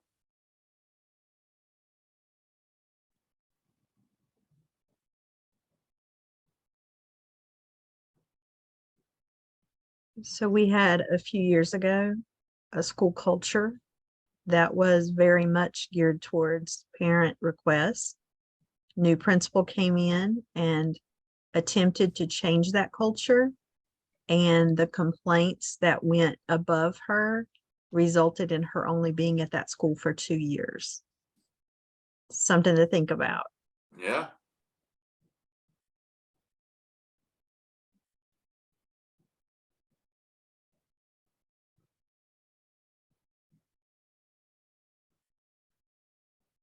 If the PTO president is upset with you as the principal and has already made a determination that this level 1 teacher is not going to be able to meet my child's needs, are we in for a long year? And would it benefit the school and this level 1 teacher to go ahead and make the change.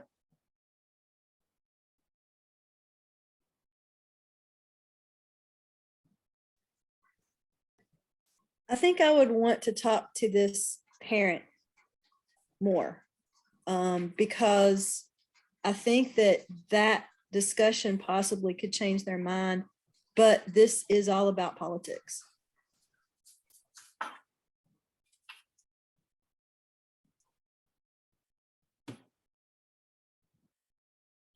All right. So with this case study, you as a principal you're going to get inundated with teacher requests, and you know that. There are various ways that principals choose to handle student assignment, but make no mistake of this one thing, and then I'm going to pass it to Dale because he's going to make this point more emphatically than me. You as the principal grade and place the student. That is your responsibility, and you have the authority to do it. With that authority comes a great responsibility, and you've got to weigh these things. And you're exactly right. This is a political thing because you've got an active PTO person that is involved here. There's a little sidebar here that the child may have special needs, not necessarily identified as a special needs student, but has special needs, special help. So there's a lot of digging to do here. And just remember that if you change this student, then it is going to open the door for others to request changes. That said, it is your responsibility to grade and place the student and to do what's best for the student to the best of your ability. Dale, you got a comment on this one? All right, I'm pulling it up right now. This is the rationale for how you schedule a school. And you've got to have a rationale. And this is one of the things that the first things we're going to cover the Sunday that October the 2nd is the OMA is about scheduling your school, and you got to have a rationale. And so I have a slideshow on that. Let me pull it up right quick, and we'll get to what our rationale is. And you tell me how this request fits into master scheduling. So let's see.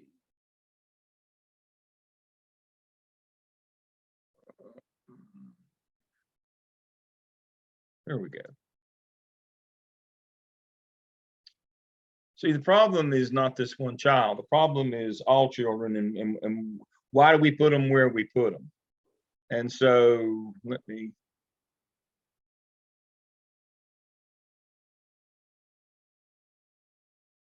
So here's your rationale that you should use from a legal standpoint and a practical point as well.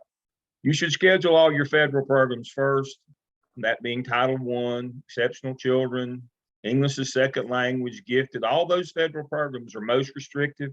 You should schedule them first. Then you have to factor in all your state laws like highly qualified teachers, certification, class limits, all of those kinds of things. Local board policies, how many minutes of reading in elementary school, AB day schedule, block schedule, all those kinds of things. The local makes a decision on that. And then best practices, which is basically your performance data from EVOS, and for you using South Carolina, your SLOs. We have to read that data, and it tells us what students should be with what teachers. And then last and only last, then comes teacher input. I'll stop my share and go back then. So the notion here is we've already scheduled our school and put the kids where they need to be to get the most performance out of these students. Hopefully we've matched that PTO president's mom, that PTO president mother's child with the most appropriate teacher that gets the best results for learning for that child. If we start doing teacher input and parent input, you notice parent input wasn't even on that list. If we move that to the top of the list, we run several risk of several problems. One is we get out of compliance in our federal programs, we get out of class size limits. You know, we don't follow the district's policies. We don't use our performance data to get the best usage of our personnel. Certain teachers do better with certain kids. The data tells us that. So if we just throw all that away and let parents start telling us what we're going to do in our school, don't be surprised when things don't go as well as you would like for them to, student achievement wise, and that'll be your fastest ticket to, you know, to a new job, a new career. Now, parent input is a hot topic over in the unemployment line. Your job is to make a good number go up or a bad number go down, period. That's what they hire you for. You don't teach a soul. And if you secede that authority to somebody else, that's hope. That's not a plan. You've got to have a plan when you schedule your school. And there has to be a rationale on how we're going to do these things. Now, if this child, you know, if the process they use for placing kids was eeny, meeny, miny, mo, then move them off. But if you had a real rationale, as you should have if you're a professional educator, then no, this would not be something that you would entertain. It's just that simple. Do you have a rationale or do you not when you schedule your school? Told you you'd have an answer to that. So, and I think this does come into play, and you know, I'm familiar when I went to Wilkes County that we had a couple of schools that allowed an inordinate amount of parent input on selecting teachers for their children. That to me is a recipe for disaster as well. I think that you know, going down the line, teacher input can come into play, but they sometimes, and all of you are aware of this, sometimes teachers try to take care of their buddy, and so it doesn't always play out either. So I think that the EBOS thing does help us make good, rational decisions. Sarah, we're going to stop there on yours, and thank you for presenting. And Annie, you got 16 minutes. Can you do it? I think so. Okay. I know you're juggling with, and you told Dale and me you'd be doing this. So Yes. Hold on. I'm not that great with Zoom. Hold on. Come on, Rutherford County. Don't embarrass us now. Hey, I'm balancing like 4 things right now. Calm down. Okay. I think it's shared. Yes. Yes. Okay, good. Hold on. Let me go put it in full screen on my end. I can't. Hold on. I'm trying to mute NASA at the moment. There we go. There we go. Okay. No, stop. I hit the wrong one. Sorry.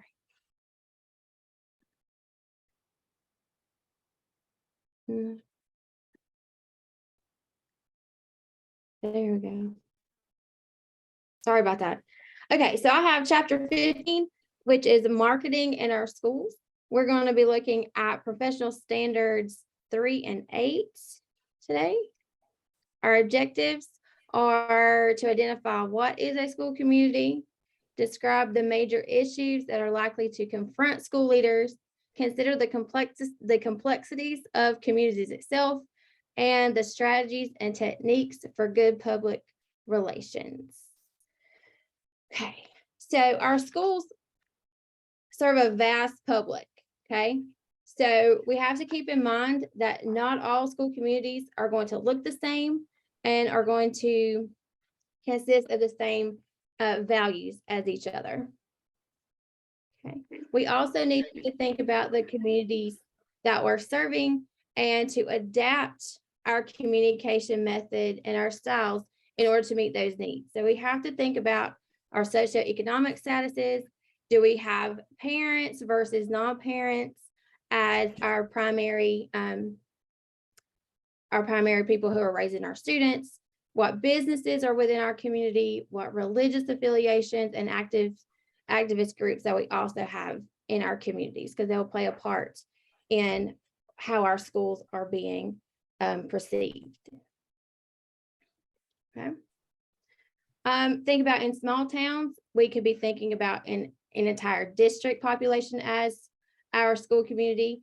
In larger cities, we could just think about one attendance area. Are we zoned versus non-zoned?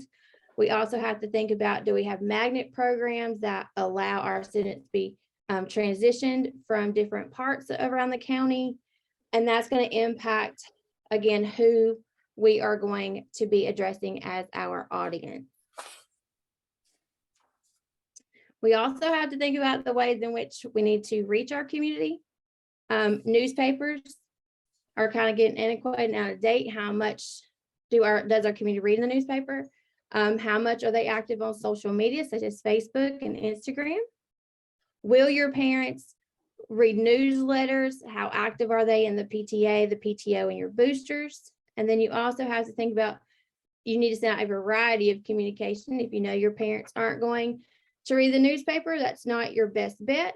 But maybe if you know grandparents are raising grandchildren, they may still read the newspapers. That might be a viable option for you. So look at your audience, look at what's available and what they utilize on a day-to-day basis in order to keep your communication out there and make sure that it's relevant to your public. They also talked about Jimmenscroft and Geiselscroft. Okay, I know that's probably not how you say those, but my German's not that great. In the Geimenscroft, that just means that your community is very tight knit. That made me think of like the boroughs of New York, like Little Italy, Chinatown, those natures. Those areas have a very deep rooted bond. There's not a lot of division in their labor. They know a lot about each other. They're very self-sufficient. They have a lot of strong community support and conformity. And usually if you tell one important prominent community member, that information gets spread across that community pretty evenly. As far as the other one, it's a larger, diverse labor union. There's a lot of special groups. They don't really know a whole lot about one another. And then a lot of interdependence within the community.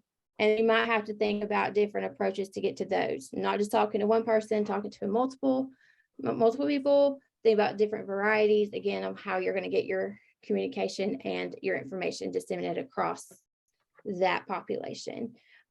We are moving toward more of the latter, where we have to think about a variety of methods to meet the needs of reaching our communities.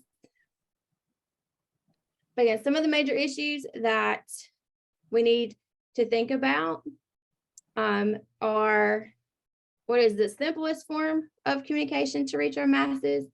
We also had to think about what curriculum will be taught and how will we address our students with special needs and how will they be accommodated? We have to think about our religious beliefs. We don't want to step on the toes of any of our religious people. What clubs and community or like activist groups are within our community. We also have to think about if we're going to offer reading selections, are they age appropriate? What kind of message does the content convey? And what happens if a community has to close? Some schools have a very tight-knit community. So when you start closing schools, the community gets upset. Like, what's going to happen to my baby?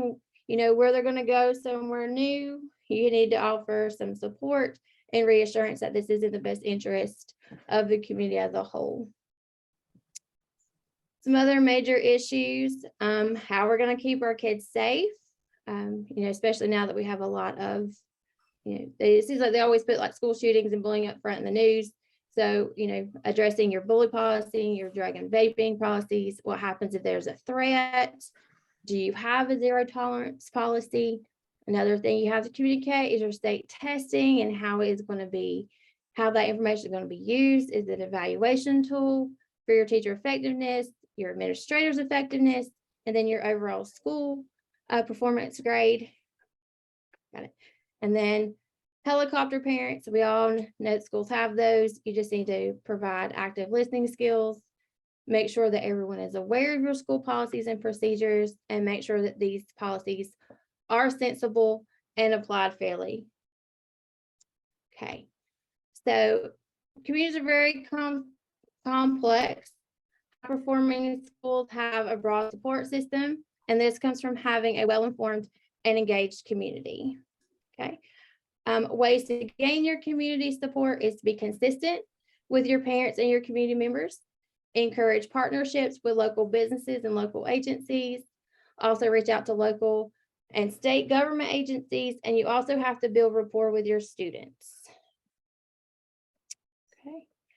And then there are two types of community focus. We have informal and we have formal, which are your neighborhood. Informal is your neighborhood influences, and your community and your pressure groups, where formal is like your local board of education, your state agencies, and then your federal agencies that influence what happens within your building. And some strategies for dealing with informal and formal.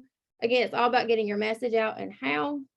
Are we going to use print or electronic media, your mass media, such as your news outlets, newsletters, bulletin boards, report cards, and other forms of social media.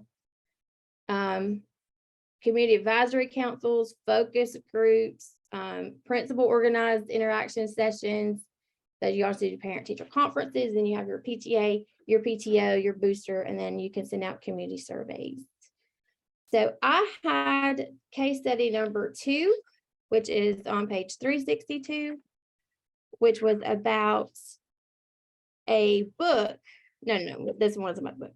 This one was about a holiday party where the teacher was going through a Halloween party, and the community felt like it was a pagan holiday, and that went against their religious views, and came to you and complained.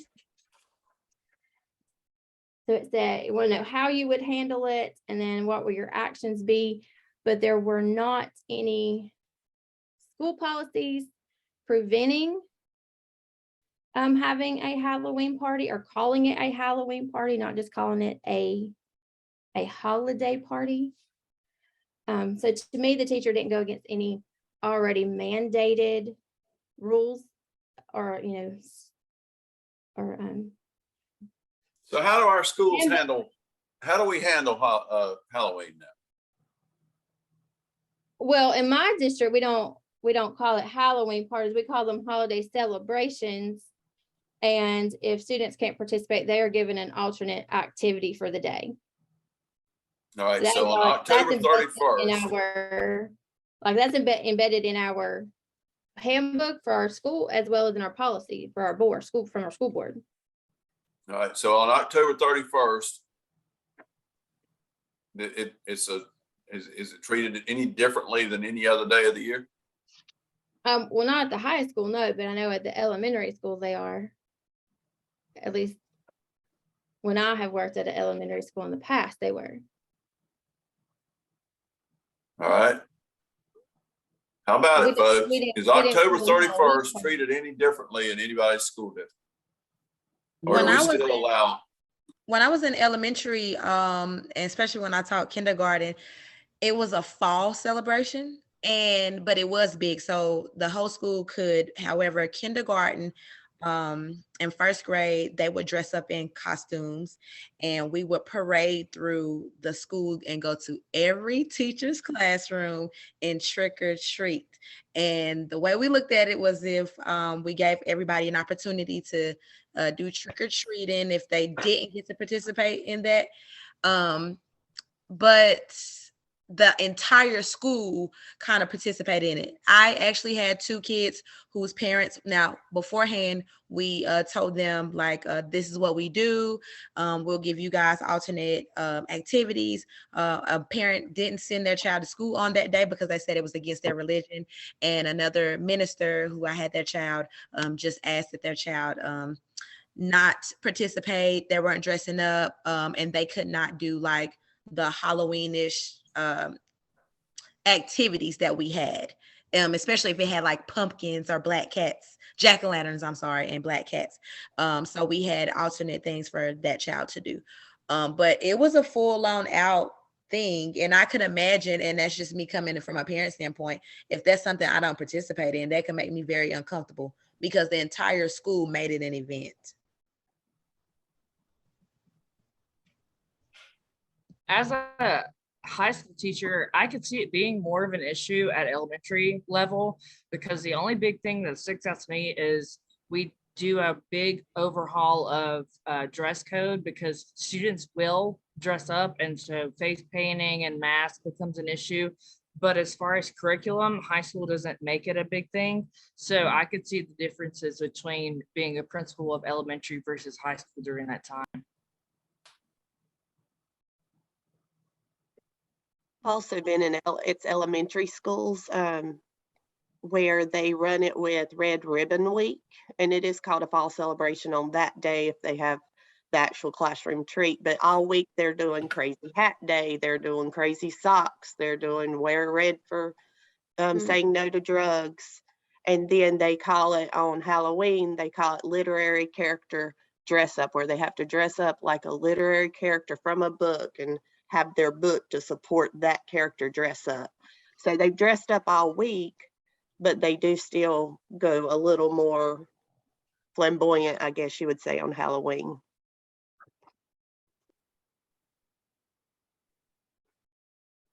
Yeah, there's some school and school districts that would be really grateful if Halloween were on Saturday every year, right? So it does present some challenges, and you know, the alternative assignment I don't think works real well when you're handing out candy, but handing out candy can be problematic too. So we you know, it's just, I mean, it's what we have now, and I mean, I think, you know, with all of these traditional things that we've done, you know, traditions just kind of gone by the wayside to a certain extent, and maybe that's not a bad thing in some cases, and others I think we lamented a bit. But anyway, I think as a principal, I love the idea of dressing up as literary characters. I can about take in just about everything. So kids could come to school like that. I don't know how it works there at your high school, but we'll see. Okay, it's 8 o'clock. We're gonna stop there. I want to thank you for participating tonight, and we are now through the principal book. I want to say this about the marketing element. It is critical that we get out in front of things and communicate on the offense rather than on the defense. Too often we've been on the defense in school business, and it is hard to dig out of holes when somebody else has gotten the message out there, their message out there before we have. So the idea of using all of the communication tools that we have at our disposal is just critical that we take the offense with this, and I hope that we can do a better job of it. You know, I think about the church I attend is we still put an advertisement in our local newspaper, and I just kind of sit there and say, have we ever gotten somebody to come to our church because of an advertisement in our local newspaper? First of all, nobody reads the newspaper that's younger than Dale Lamb. So you've limited your audience right then. And if we are to grow as a church, we need younger people, right? And they're not going to come based on what a newspaper has. They're going to come based on other media. So it's important to know the platforms to use and get your message out there as quickly as you can. Last thing is this: starting next week, we'll do another round of case studies. We're going to use the other book, and so you're on 3 teams, and I divided you up. So there's 5 on a team, and I'm going to ask Melissa Michelle and Sarah Morton to be the team leaders, because your name's on here first. You know, you just are the unlucky ones, I guess, or the lucky ones. But I'm going to ask you to communicate with the other 4 to set up a time for all of you to get together in some kind of Zoom fashion or otherwise, and discuss the cases prior to class next Tuesday, so that when we come together, that you're able to discuss these little questions that we have. What are the issues? What are you going to do about it? And what are the ramifications for making the decisions you did? Remember, we've talked about this before. Every decision has ramifications. And so you got to know, here's the good and here's what's going to happen when we do it. So have some good discussions among yourselves, and you're going to lead the rest of us with it. And there may be some alternative views from the remainder of us in the class. There was a chat. I got to make sure that wasn't coming to. Yeah. So that was so the 5 people that are in your syllabus that's in Blackboard are the groups that we are in. So remember, we talked about this in class last time. So it's Pollard, Cox, Barnes, Hinkle, and Rector for team 1, Hickey, Williams, Revis, Jackson, Sellers in team 2, and Morton, Savage, McIntyre, Harris, and Van Horn for team 3. And so anyway, I think that's it. Anybody have anything else to add? All right, I went over. Thanks, everybody. Good night. See you next Good to see Tuesday. Call me everybody. if you need me. See you next week. Good night, everybody.